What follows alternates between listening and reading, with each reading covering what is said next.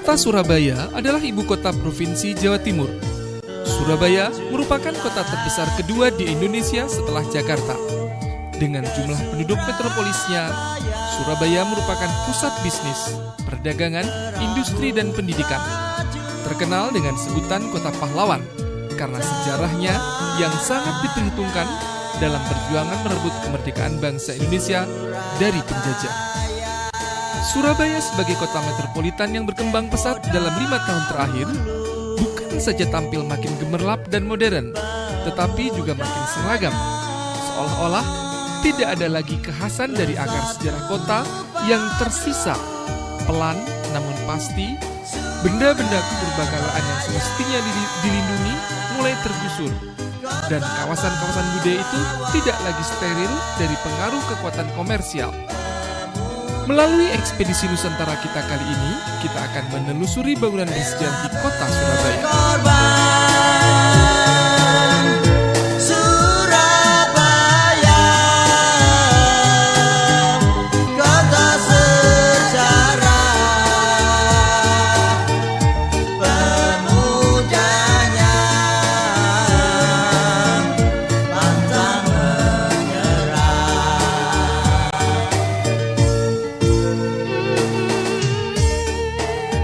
Tugu Pahlawan terletak di Jalan Pahlawan, Surabaya, tepat di depan kantor Gubernur Jawa Timur. Tugu ini didirikan di atas bidang tanah yang cukup luas. Kondisi fisik masih sangat bagus karena bangunan ini terawat. Bahkan sekarang sedang dikembangkan, yaitu di sekelilingnya dibuat taman dan ada museumnya. Dengan demikian saat ini, Tugu Pahlawan menjadi sarana wisata yang cukup potensial. Mudanya bersatu padu. Tugu ini didirikan mulai tanggal 10 November 1952. Kemudian bukan dipugar tetapi dikembangkan melalui dana pemerintah Kota Surabaya. Diresmikan tahun 1996. Rela berkorban. Tinggi tugu ini 45 yard yang melambangkan tahun 1945. Pada badan tugu dihiasi dengan lekukan atau kanal berjumlah 10 kanal yang melambangkan tanggal peristiwa 10. Ragam hias lain yaitu 11 bagian atau gelindingan menunjukkan bulan 11 atau November. Dengan demikian, ragam hias tersebut merupakan candra sengkala untuk memperingati peristiwa besar di Jawa Timur, yaitu Surabaya, yang kemudian dijadikan tanggal sejarah, yaitu Hari Pahlawan, tanggal 10 November 1945. Puncak tugu berbentuk runcing dan dilengkapi dengan lampu merah dan penangkal petir. Bagian tubuh seragam. Bagian tubuh beragam hias kanal, sedangkan bagian bawah dihiasi dengan beberapa bentuk ornamen atau ragam hias, antara lain bentuk trisula, bentuk cakra, bentuk cangka, dan bentuk padma. Sedangkan bangunan di sekelilingnya adalah bangunan baru yang fungsinya untuk museum.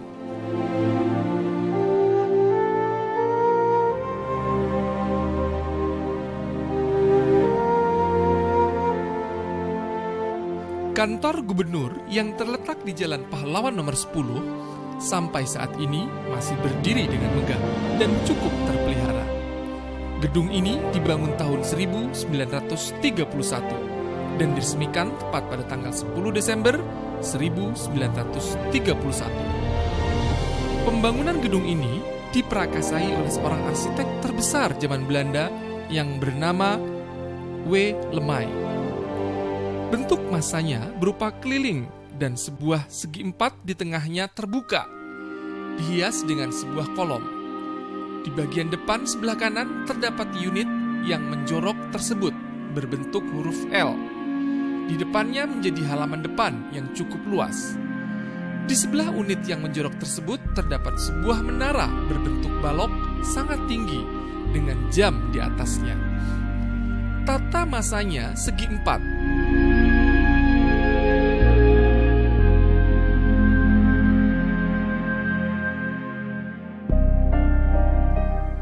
Portiko gang mengelilingi taman dalam, mengingatkan kita pada bangunan klasik pada zaman Renaissance. Konsep klasik yang sesuai dengan bangunan tropis tersebut oleh Lemay dipadukan dengan gaya-gaya modern awal. Selain dengan kesederhanaan bentuk dekorasinya, gaya modernisme diungkapkan dengan atas datar, menara, dan bagian-bagian lainnya berbentuk unit-unit kubisme. Gedung Gubernur pada masa perjuangan telah mencatat beberapa peristiwa sejarah, di antaranya pusat pemerintahan Jawa Timur dan Kerasidenan Surabaya, pengangkatan TKR sebagai tentara resmi oleh Inggris, serangan tentara pendudukan Serikat, perundingan terbentuknya Kontraboro, kedatangan utusan Inggris, dan pendaratan tentara Inggris Nika. Pertempuran 3 hari, yaitu tanggal 28, 29, dan 30 Oktober 1945.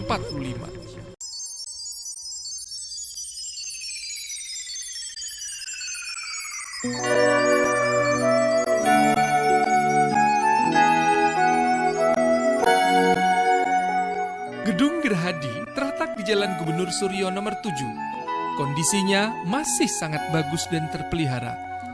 Gedung ini milik pemerintah dan sampai sekarang masih digunakan untuk rumah dinas Gubernur Jawa Timur.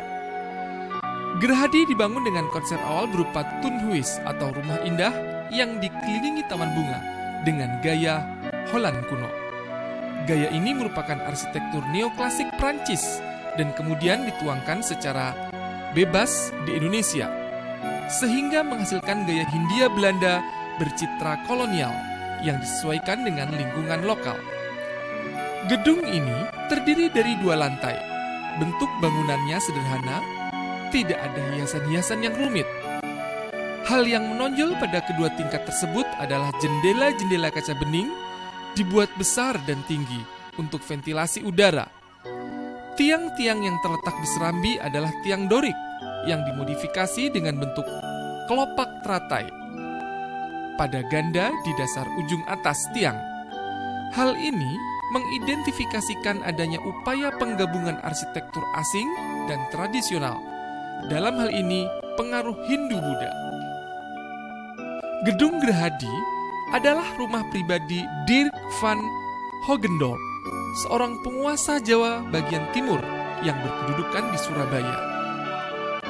Gedung ini dibangun pada tahun 1795 dengan biaya Rp14.000. Pada tahun 1798, Dirk dipecat dan tahun 1799 sampai 1809, gedung ini ditempati oleh Frederik Jacob Robbenhubler. Pada tahun 1810, ketika H.W. Dendels menjadi gubernur jenderal di Hindia Belanda Timur dan bergelar Maarschalk van Holland, merenovasi gedung ini sehingga bercorak arsitektur Prancis. Pada tahun 1870, gedung ini diperbaiki lagi, tetapi tanpa merubah bentuk aslinya, untuk kemudian digunakan sebagai tempat tinggal resmi Residen Surabaya dan akhirnya digunakan untuk rumah gubernur sampai sekarang.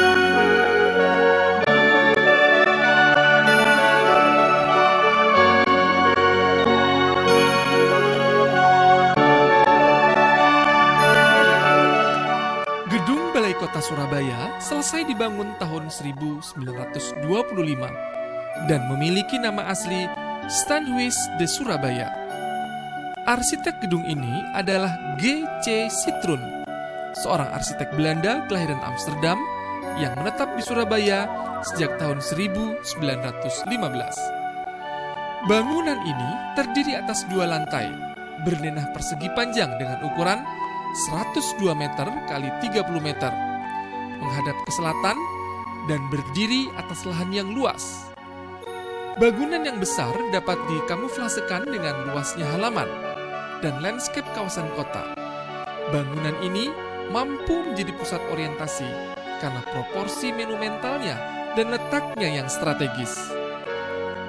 Konstruksi utamanya adalah rangka beton yang berdiri di atas pondasi tiang pancang dengan dinding baja yang ditutupi atap dengan rangka baja. Masanya terdiri dari 4 bagian yang mengelilingi sebuah courtyard. Di kanan kiri pintu masuk utama terdapat tower kembar yang dikombinasikan dengan gavel, dan di setiap sudut-sudut bangunan juga terdapat tower. Di depan pintu masuk terdapat teras dengan atap datar yang merupakan bangunan baru. Atap teras ditopang oleh 10 buah pilar berbentuk bulat.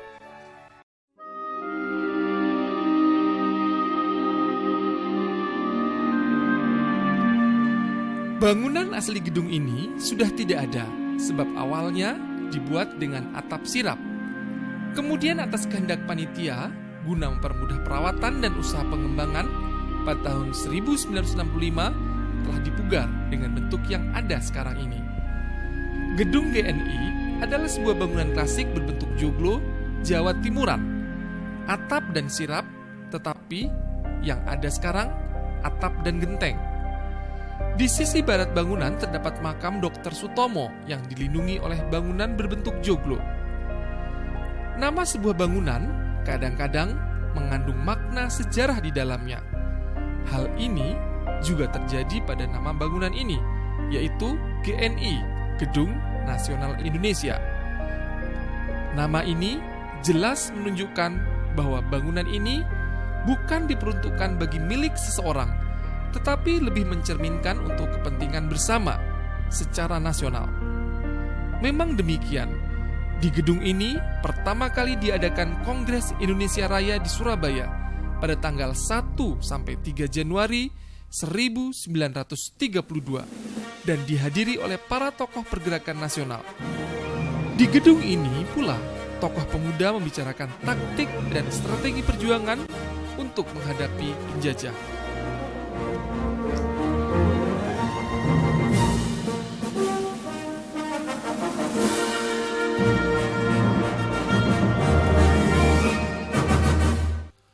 Hotel LMS Lukas Martin Sarkis atau Hotel Oranye atau Hotel Yamato terletak di Jalan Tunjungan nomor 65 Surabaya. Hotel ini merupakan bukti sejarah yang tidak mungkin dilupakan, sebab ketika masyarakat Surabaya baru saja menikmati kemerdekaan, tahu-tahu muncul tantangan baru, yaitu berkibarnya bendera Belanda merah putih biru di atas yang paling tinggi Hotel Oranye, yaitu bagian depan kanan. Peristiwa pengibaran bendera inilah yang merupakan awal petaka besar di Surabaya. Pemuda-pemuda Surabaya tidak bisa dibendung. Sebagian masuk ke hotel, sampai akhirnya Mr. Plukman terbunuh saat itu.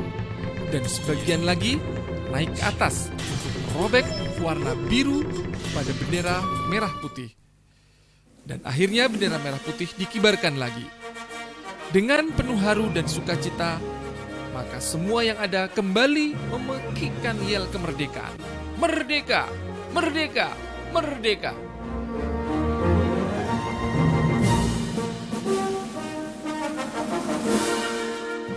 Gedung ini dibangun pada abad ke-18.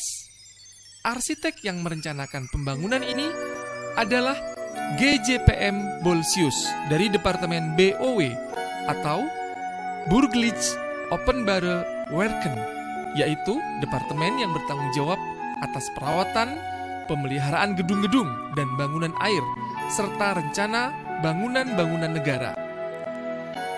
Pada awalnya, gedung ini merupakan dalam Kadipaten Surabaya. Kemudian digunakan sebagai rumah dinas Bupati Surabaya hingga tahun 1881.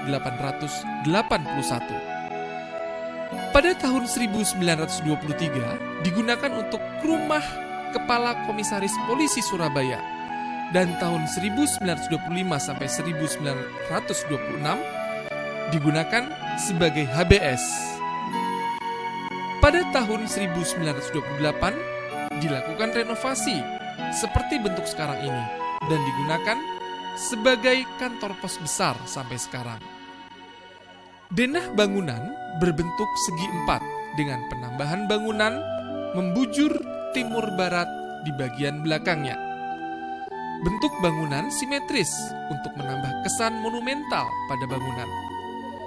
Di antara kedua pilar yang berada di tengah, di atasnya terdapat semacam gavel dengan hiasan jam dinding besar.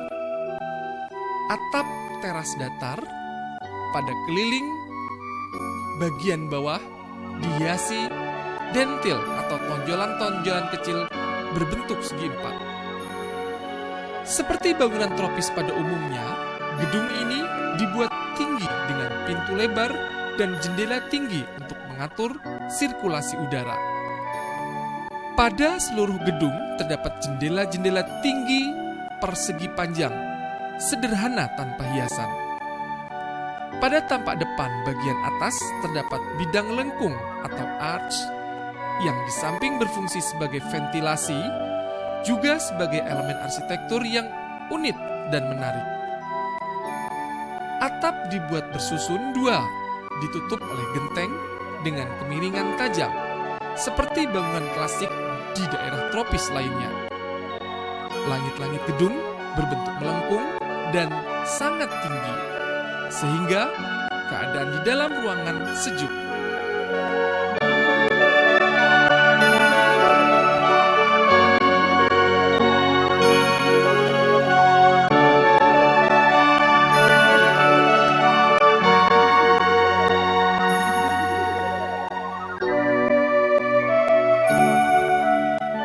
Patung Joko Dolok adalah patung Buddha dalam posisi duduk dengan sikap tangan Bumi Sparam Citra, di mana tangan kiri menghadap ke atas berada di pangkuan dan tangan kanan dengan jari telunjuk menunjuk bumi. Patung dengan ciri ini dikenal dengan sebutan Aksobia, yang dalam pantun agama Buddha ditempatkan di sebelah timur. Patung ini mempunyai keistimewaan, yaitu pada bagian kepala akhir dari tata rambut biasanya ada bentuk tatanan menonjol ke atas yang disebut usnisa. Di sini tidak ada, tetapi ciri-ciri aksobianya jelas. Keistimewaan lain dari patung ini adanya prasasti yang dituliskan pada tapak arca sebanyak 4 baris dengan huruf Jawa kuno berbahasa Sansekerta. Isi pokok menunjukkan tahun 1211 atau C289M, dan arca ini didirikan di pemakaman Waru. Maksud pendiriannya untuk menghormati Kertanegara sikap-sikap baik hati, pandai dalam ilmu hukum, ilmu agama, serta menyebarkan Dharma Buddha.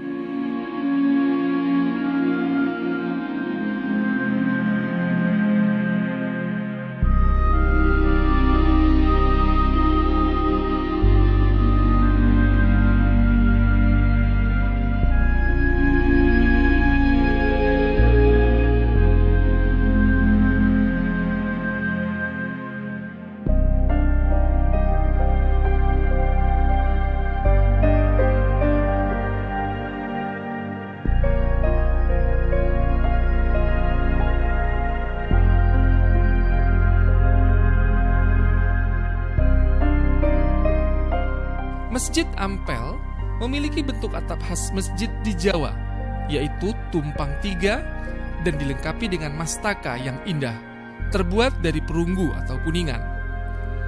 Pada awal penyiaran Islam, mastaka yang mengkilat di waktu siang itu dapat mengundang masyarakat untuk hadir atau yang mencari di mana Sunan Ampel berada dengan mudah.